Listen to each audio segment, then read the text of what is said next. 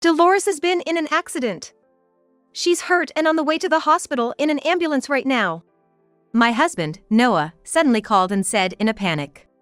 Noah was supposed to be at work at this time. What? An accident, a injury, is that true? Yeah, it's true. She had a bicycle accident. She keeps mumbling and repeating, "Hurry and come, mommy," over and over.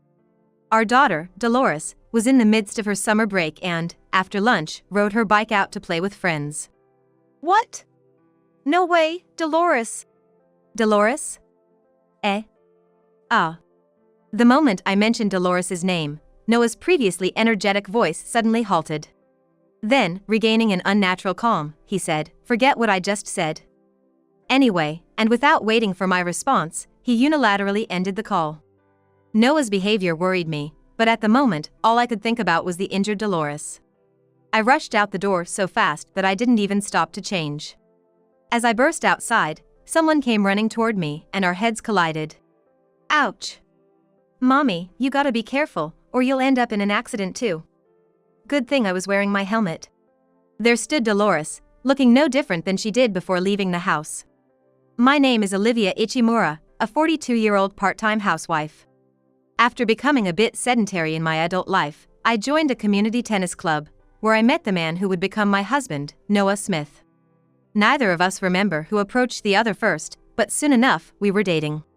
Then, one day, a year after we met. Please marry me. I'm the one who should be saying please, thank you.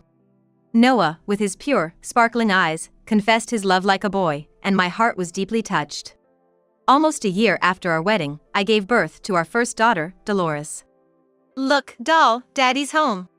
Noah was so smitten with his daughter, it was almost comical.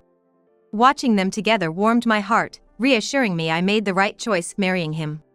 Once Dolores started kindergarten, her outgoing nature quickly won her friends, and she'd excitedly share her daily experiences with us. There's this girl, Dorothy. She's really nice. That's great to hear. I hope you two become even closer. Dorothy, huh? Then she's also a dolly, Noah said, humorously feeling an immediate kinship. Stop it. That's so confusing. You might mix it up someday and embarrass yourself. If that happens, it'll be hilarious. Noah laughed. As our children got along so well, we quickly became friends with Dorothy's parents. I am always grateful to you for your hospitality. Please be a good friend with her. Dorothy's parents, the Brown couple, were both approachable and cheerful. Half a year after meeting, we frequently visited each other's homes and even enjoyed barbecues on long weekends, deepening our relationship. Dorothy's mother, Sophia, was on the tennis team during her student days and even competed in nationals. She had been intrigued by Noah's name from the beginning. I thought the name sounded familiar. I've always admired him. To think I'd meet that Noah in such a way, it's like a miracle. Her eyes shining with excitement. I was unaware, having had little to do with sports as a student, but apparently my husband held some renown in the student tennis community. Enjoying the glory days being brought up, Noah, in high spirits, gestured with his racket hand. How about this weekend we play together? I'd really like to see Sophia play tennis, I said, having grown quite comfortable with Sophia. Her husband James unfortunately had to decline due to work but encouraged her with, "Since it's such a good opportunity, you should go." And so, we started playing tennis with Sophia every weekend. Sophia, having competed at the national level, was well matched for Noah's quick movements, unlike me, who was doing it just for fitness. I would quickly get out of breath and have to sit on the bench to rest while they continued playing. When Noah made a powerful smash to win a game, Sophia ran over saying, "Noah is incredible." So impressive, and pressed a drink chilled from the cooler against Noah's cheek. Noah couldn't help but shout, "Cold," and Sophia laughed merrily at his reaction. An elderly couple walking by commented, "Look, dear. What a lovely couple."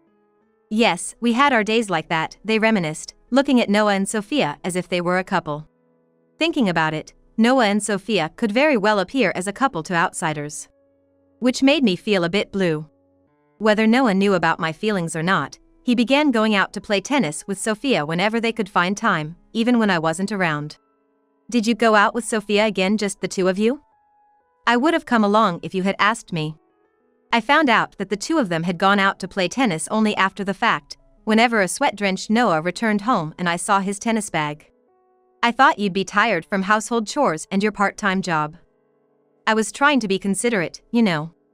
I tried to believe it was his way of showing kindness. Eventually, Noah and Sophia also began going shopping and taking the kids to and from kindergarten together. Don't you think you've been going out with Sophia too much lately? When I confronted Noah, he showed me a small wrapped piece of jewelry. I was actually planning to give this to you on your birthday. Asked Sophia for advice on what to get you, he said with an untroubled smile. Before our marriage, Noah often enjoyed planning surprises for me. Realizing he still loved me just as much reassured me. Come fall, the kindergarten hosted a recital. It's Dolores's first performance. I've got to make sure the video camera's rolling. Noah even took a day off so that we could both attend. James from the Brown family showed up initially, but soon left the kindergarten. Is it work?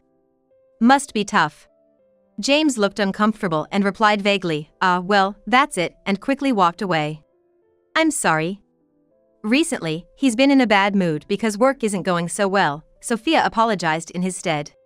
Though the recital ended successfully, around that time James began avoiding us. It feels like James is avoiding us, I expressed my anxiety. You're overthinking it. He's probably just preoccupied with work, Sophia said with a wry smile. The once friendly James suddenly turned cold, making me feel a bit lonely, but Sophia didn't seem too bothered. Our interaction with the Brown family continued, and as Dolores entered elementary school, she suddenly wanted her own bicycle. Dorothy's getting one, too. She would tug on my apron, pleading. Overhearing the conversation, Noah folded his newspaper and chuckled. We can get her a bike, can't we? Really? You're usually saying not to give children everything they want right away. If she doesn't have a bike, it'll be hard to go out with her friends, won't it? I'll buy it for her. That so?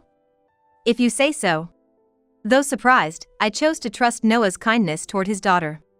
On Sunday, Noah and Dolores went to a store to buy a bicycle.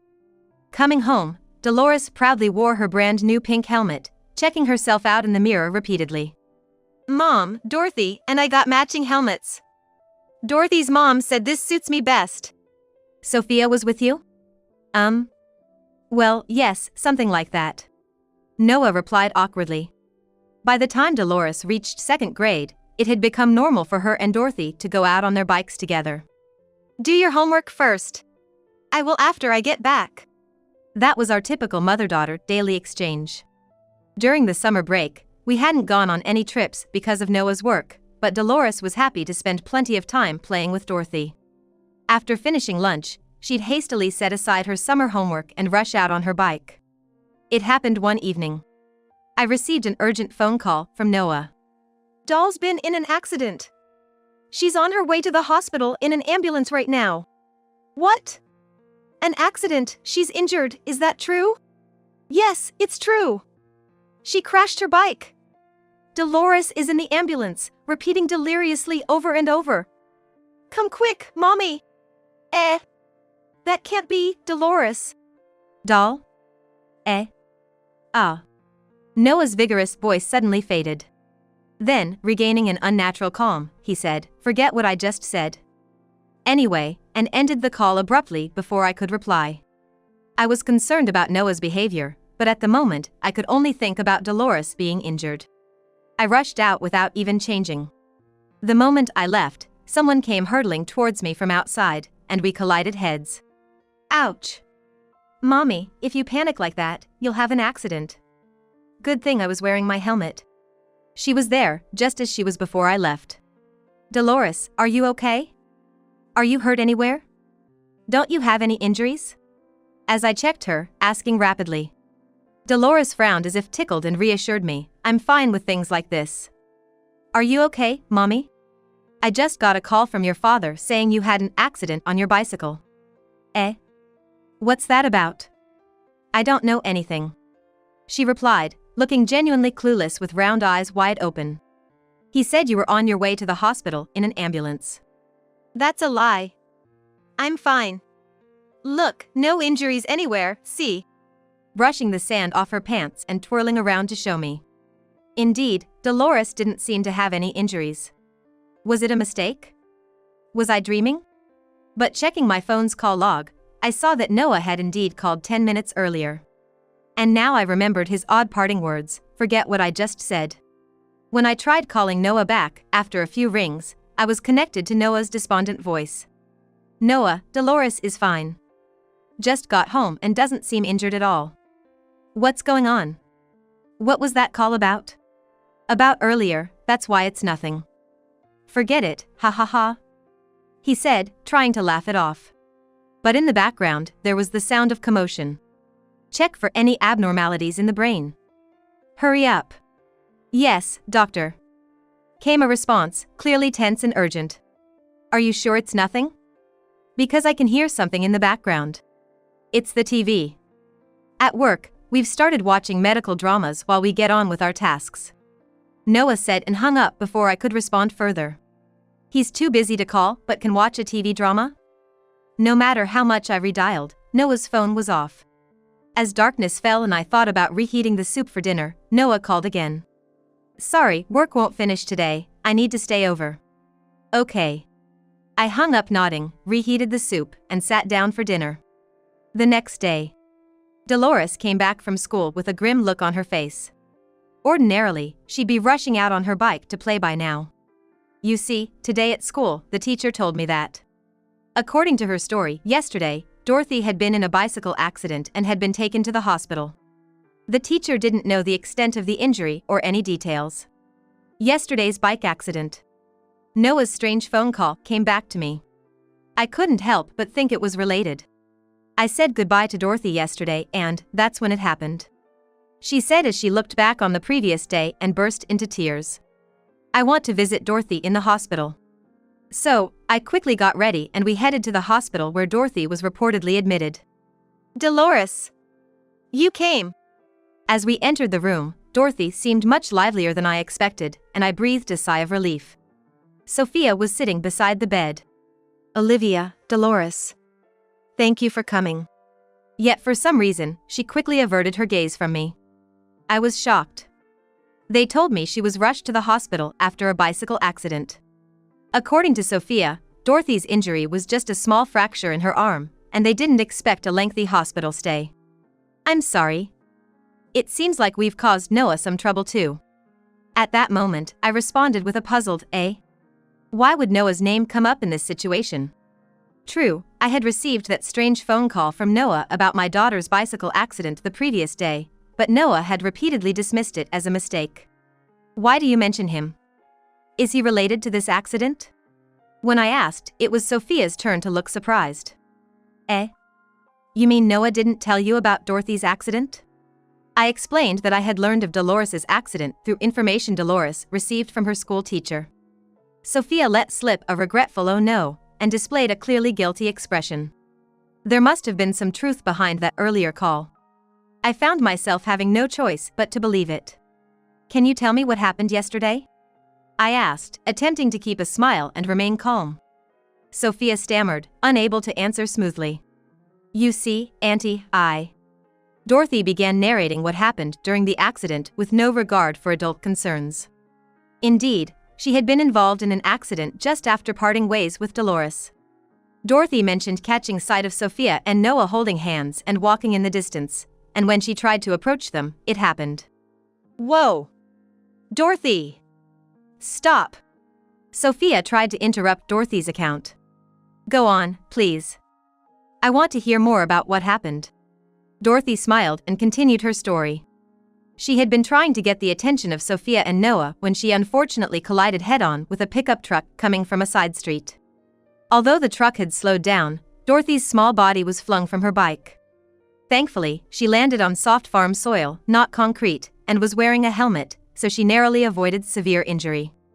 It seemed both Sophia and Noah, being too far off, hadn't noticed Dorothy's accident. Sophia parted ways with Noah at another corner thereafter, disappearing from sight. It was Noah who found Dorothy later and realized something was wrong. "You know, Dolores's dad stayed with me all the way to the hospital," Dorothy recounted cheerfully. "That's good to hear," I said, and glancing at Sophia, who remained silent, head bowed. "What's wrong, Sophia?" You don't look well. It's nothing. Her voice trembled as she struggled to answer. It's time for dinner, so we should head back now. Bye, Dolores. Bye, Dorothy. Dorothy's face stayed bright with a smile, but Sophia remained silent until Dolores and I left the room. Dorothy's mom seemed down, didn't she? She must be tired from taking care of Dorothy. I responded vaguely, stroking my daughter's hair gently. When we arrived home, Noah was already back. You're home early today. Yeah. It seemed he had already been informed about our hospital visit by Sophia. Noah was acting fidgety and appeared to be struggling to come up with something to say. I went to visit Dorothy today at the hospital. Oh. Is that so?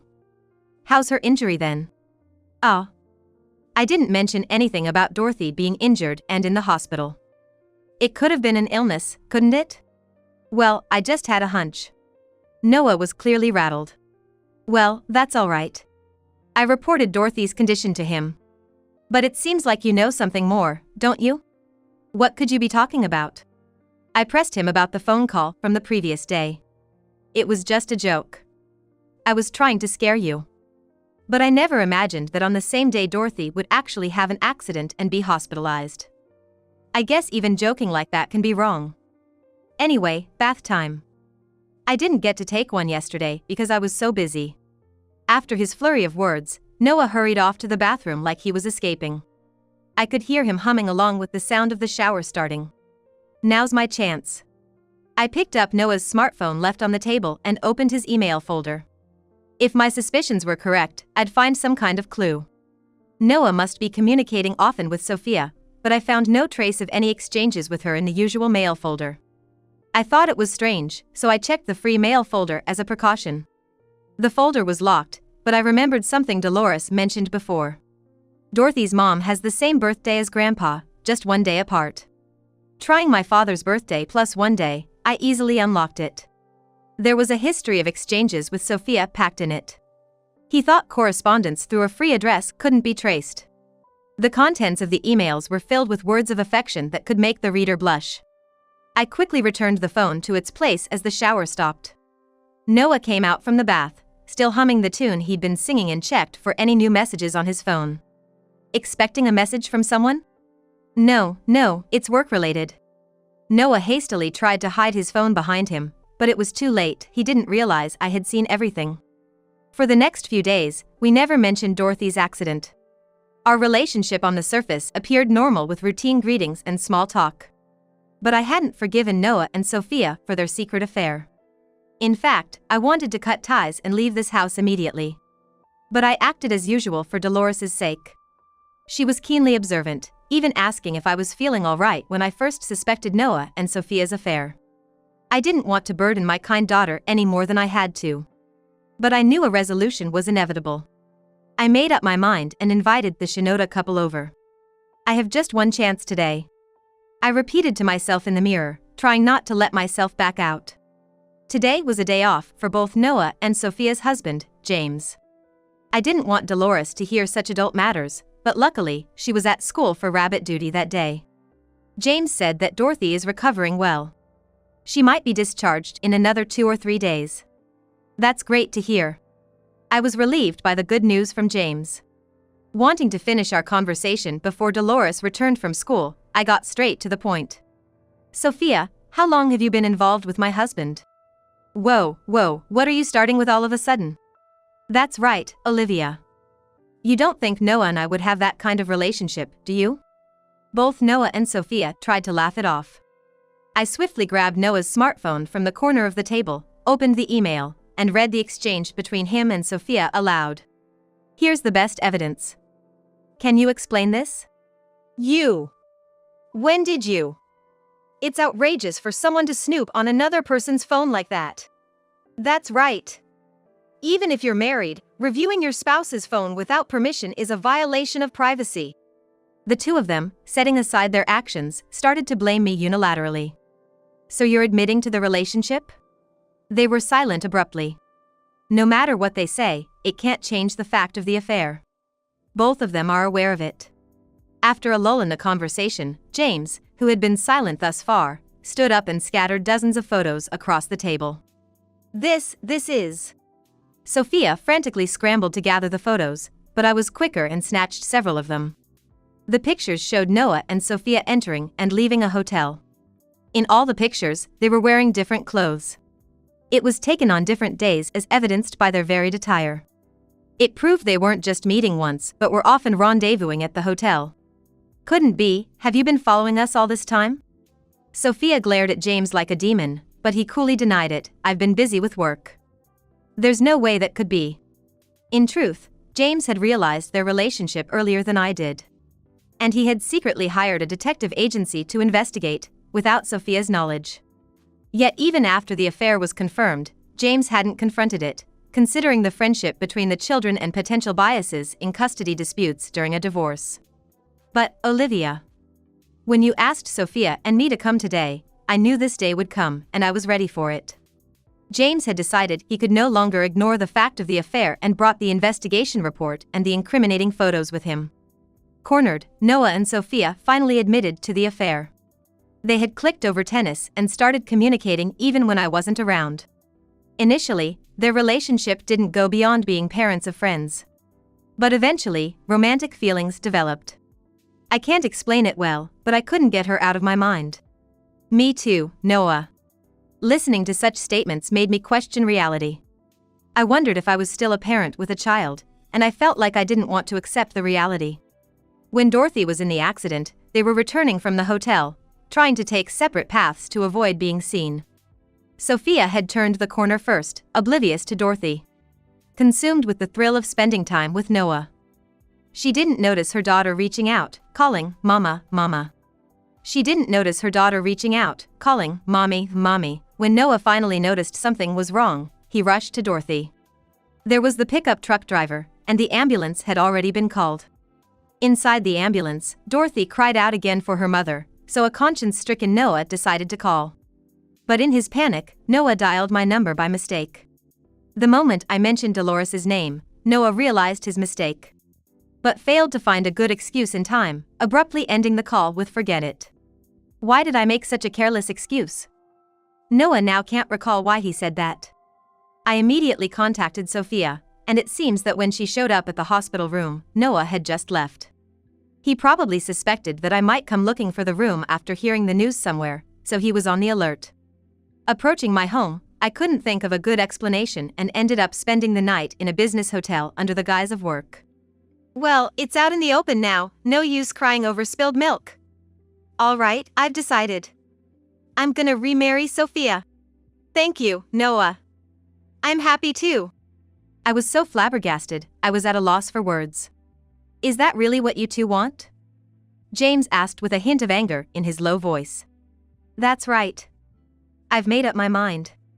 Since the affair's been discovered, I've decided to take it as a plus, no need to sneak around anymore. Don't think this is gonna be the end of it, you two. If you're set on this path, I've got my plans too. When I gave James a meaningful look, he understood my intent and nodded firmly. Yes, I'll make an appearance in court and fight with all I've got. I have a friend from college who's a lawyer, I'll consult with him. Do whatever you want. Our love won't change. Noah said defiantly, pulling Sophia closer to him. I waited for my daughter, Dolores, to return, and spent that night in a hotel. The next day, I decided to take Dolores and go back to my parents' house until the divorce was final. Dolores was initially happy at the prospect of playing with her grandparents, but as she realized she wouldn't see Noah, she lost her cheer. Eventually, Noah and I finalized our divorce. Thanks to the lawyer that James introduced, I was able to get a decent amount of alimony and child support from Noah.